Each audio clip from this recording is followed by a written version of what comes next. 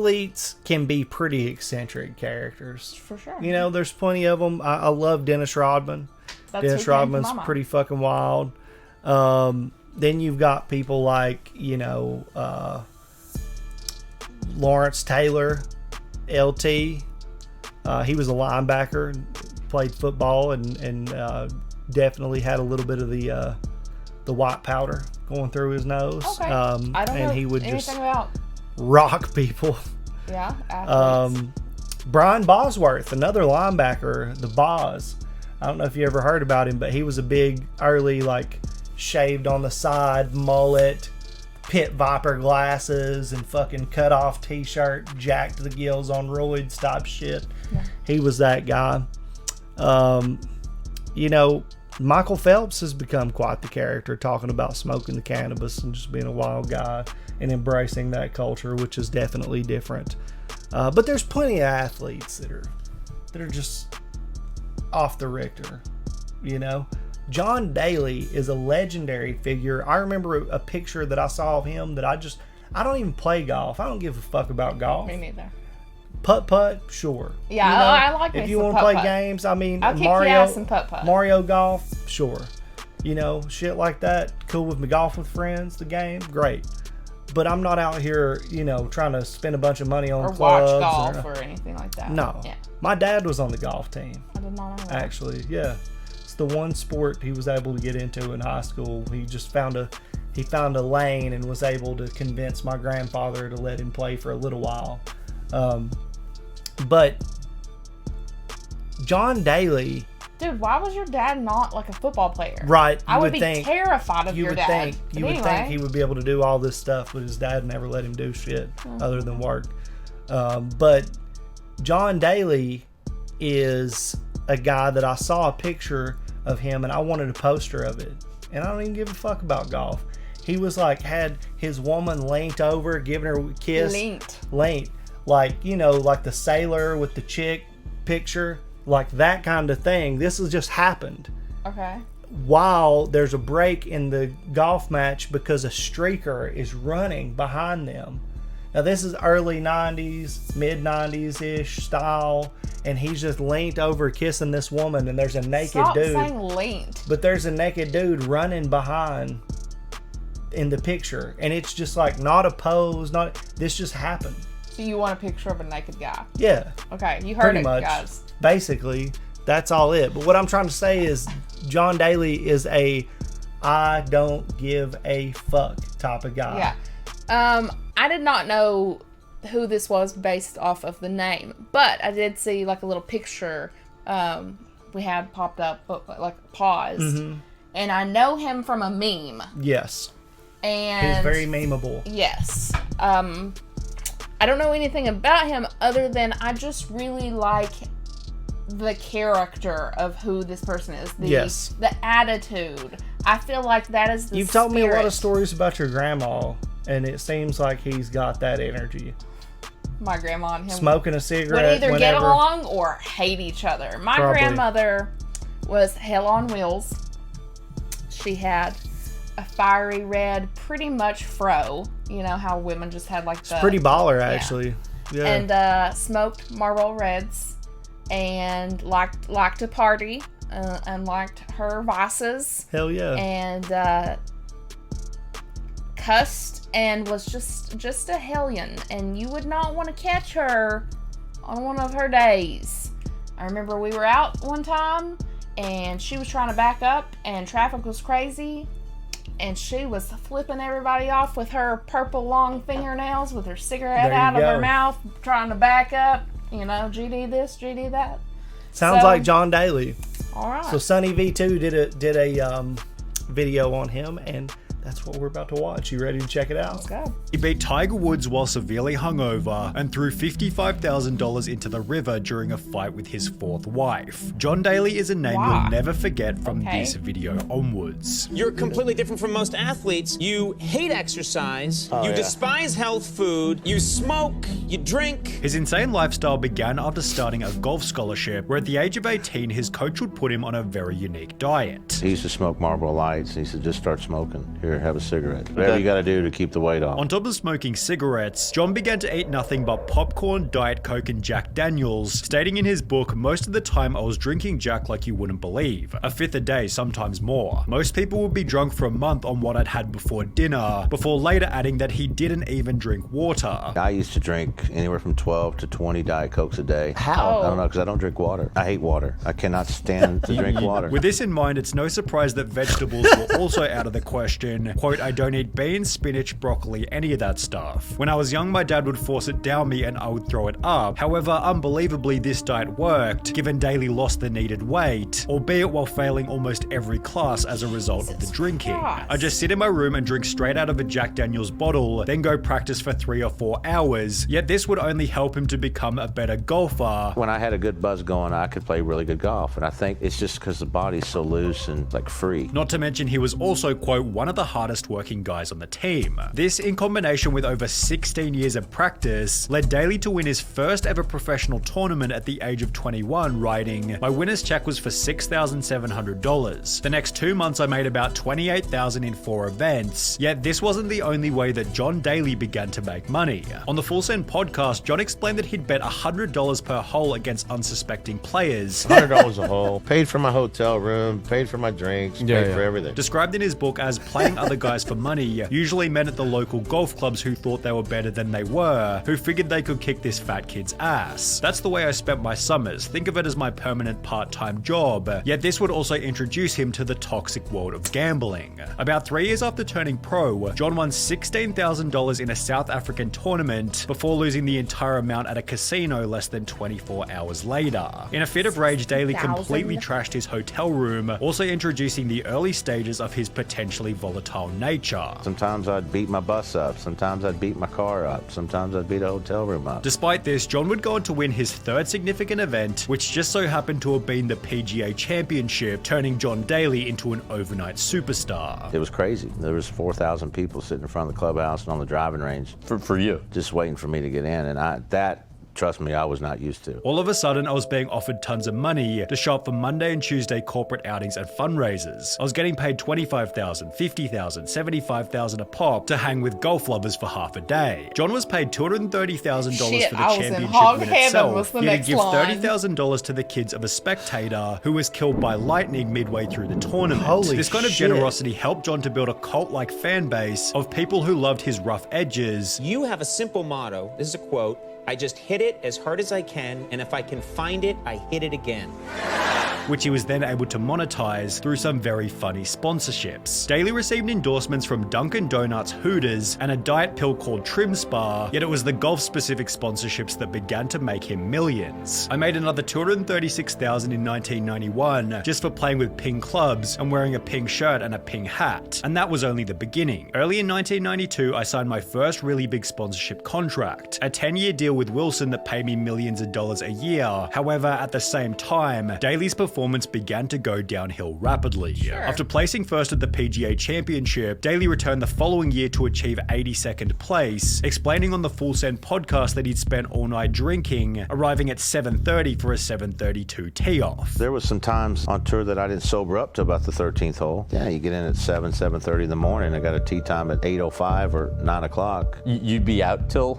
Sometimes, 7 or 7:30 in the morning when you had an 8 a.m. tee time? Yeah. It stated in his book, basically my golf game in 1992 played second fiddle to making money and partying. Instead of partying, I guess I ought to just say drinking, which is what it was. For the first time in my life, I let my golf game slide. That whole year, I don't think I practiced more than 2 days in a row, and it showed. Daly's poor performance brought about fits of anger, where he'd fight his opponents, break clubs, or throw them into the water, leading to a suspension from the PGA Tour on account of bad behavior.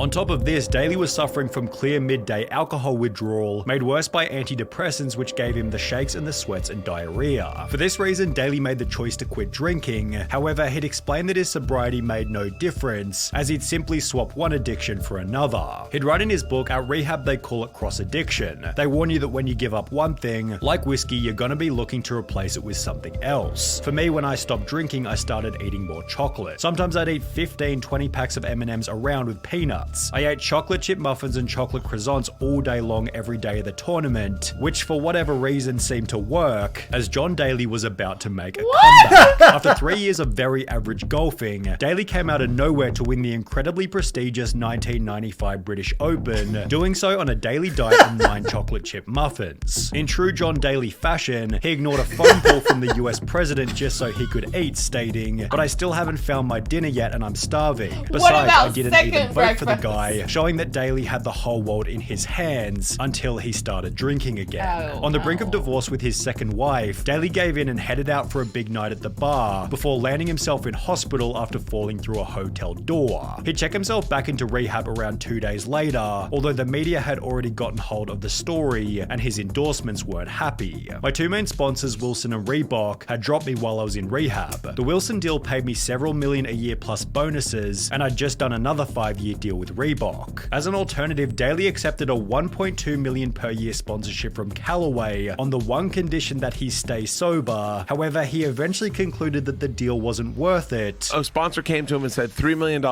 we want to send you to rehab though. And he looked at him and said, "I'm good." And took a sip. Although this attitude would then help him beat Tiger Woods in a pretty funny way. Daly had qualified for a small 16-person tournament, and on the night before had drunk 3 bottles of Crown whiskey, leading Tiger to make some cocky remarks about how Daly had no chance of winning. And he says, "I'm probably going to kick his ass because JD's drunk right now." I said, "Okay." When the tournament started the following day, Daly decided to troll Tiger by acting as though he was still drunk. And he is looking at me the whole day. I've got drinks coming down, people bringing me drinks on the golf course. He goes, "What are you drinking?" I said, "I got my Crown in here, man. I'm fine." Not 1 ounce alcohol, because if you do that, you get in trouble on the tour. But I got him thinking that I was really still drinking. Helping John to completely demolish the tournament. I shoot 65 and beat him by like 6 shots. It's about the last time I ever beat him. Daly then earned $4 million in 2004 and 2005, yet this would only fuel an addiction worse than any he'd experienced before: gambling. You know, in Vegas, I'd play the $5,000 slot machine. Every time you pull it, how much is that? $5,000. Oh my God. It's one pull. $5,000 spins? While playing these $5,000 slot machines, Daly fed through $600,000 in a night without winning, before taking out another $600,000 which he'd then lose again, meaning he'd lost $1.2 million in the space of 5 hours. By this point, Daly was up to his 4th wife, who confronted him about his gambling problem, initiating an argument that ended in the strangest way possible. I won like $55,000 in the casino, and I said to my 4th wife, Cherie, "If you're gonna yell and scream at me about this," I threw it over the bridge going over to Memphis from Arkansas. I threw all the money out the car window and said, "You know what, if you want that money, you can go find it, but let me tell you something, you don't have a job, you're not working, I'm supporting you, I'm paying all the bills." My buddy then took her to a McDonald's drive-thru and got her 2 cheeseburgers and some french fries and a soda, and it was like, okay, this is how you can live from now on if that's the way you want it. When John published his book in 2006, he'd gambled away $55 million over a 15-year period. However, the worst was still yet to come. In 2007, an article was written on Daly's golf performance stating, "John Daly withdrew from 5 tournaments and missed the cut on 8 others on the PGA Tour. His best finish was 3rd place at the Skins game, which only had 4 players. As a result, Daly lost his card, and it might have had something to do with his ever-declining diet." In 2008, CBS reporter Will Brinson was given the job to watch Daly during a professional game, noting that he consumed 21 cigs, 12 Diet Cokes, 6 packs of peanut M&Ms, 0.0 ounces of water, and the alcohol consumption hadn't stopped either. Only 4 months after writing about his diet, Daly was arrested for passing out in front of Hooters, with the negative press resulting in another 6-month ban from all professional golf. As a consolation, Daly's mugshot was placed proudly inside the restaurant. However, he'd end the year with earnings of only $56,000, forcing yet another change in John Daly's life. Having grown tired of golf club dress codes, Daly decided to purchase his local course. You don't like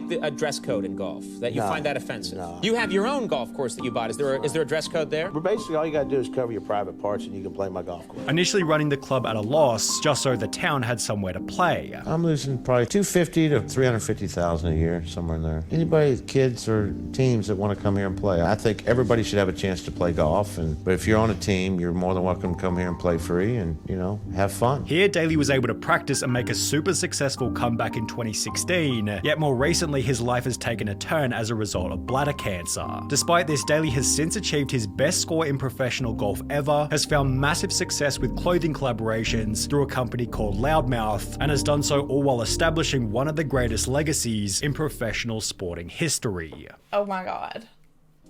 Okay. One, I thought that was gonna be like a funny, lighthearted, like, I know this guy from a meme because he wears crazy pants. And I had no fucking clue that it was gonna turn to this incredibly sad story.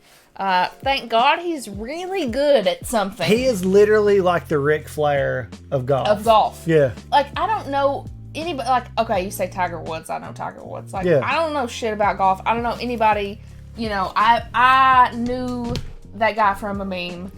I didn't know that he was like all this crazy stuff. There's so many interesting people in the world. Peak male performance, though. Yeah. Okay, so what I have to say is, had he not had whatever that made him feel like he needed to be all that extra and take in all of that bad shit, regardless of whatever it is. The peanut M&Ms, I totally get. 12 bags, I could do that in a day. I could. Straight up. Tomorrow, I could do that. You could also do the zero water. I chug water like crazy. Okay. Had he been a not just healthy in your body, healthy person, would he be good at golf? I don't know.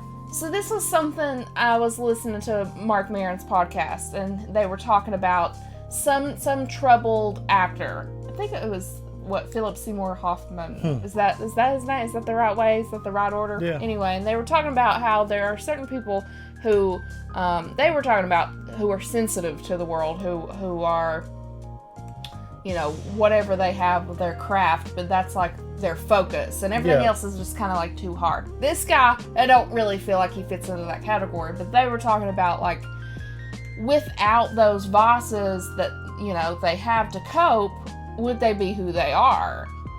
So that's just what was going through my mind. Is like, how in the fuck can somebody eat 9 chocolate chip muffins and 3 handles of Crown Royal and no water? And I think that not everything but the alcohol. I think that you are also one of those people.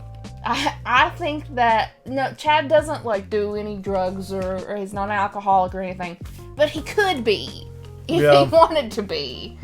And you would probably be even better at the things that you enjoy doing because you are an entertainer. And you would be even more eccentric, but you would have all of those downfalls of like, my personal life would be horrible. Like that guy was on his 4th wife and threw $55,000. That's a whole year's salary for people. Yeah, I wish I wish I could make that a year. Out the off the bridge. Yeah. You want to go? Well, fuck. GPS me that shit. Yes, I will go find that. Thank you. Yeah, I don't know. I think that it's people like that are so interesting. There's a lot more that barely touched. I'm intrigued. I want to know more about this guy. That barely touched the surface. Also, is this who like the Happy Madison shit is based off of? I'm sure there's some John Daly influence, but no. Because it was talking about him getting angry and like trying, and I just thought of poor old Bob Barker. I mean, that did happen. Yeah. That he would sling his clubs and shit and everything. And it's just so funny because, like, when I think of people who play golf, no offense if you play golf, but I think of people with, like, literal, maybe golf clubs up their asses, and they're like, they have to have their polo and it's tucked in, and like, everybody that I've ever known who's played golf, I'm like, dude, I don't know. Like, you might be a bitch. I don't know. There's the negative connotation. Mario there. Golf's different, though. I do not, like, I see this guy, he's like, I don't fucking care what you wear. Just cover up your junk and we're good. I like that. Inclusivity. Hey, so Nikki has learned about John Daly. She seems to be a fan. Thank you for Sunny V2, his beautiful video that he created for us. And we thank you guys for hanging out. We'll see you in the next one. See you guys. Bye.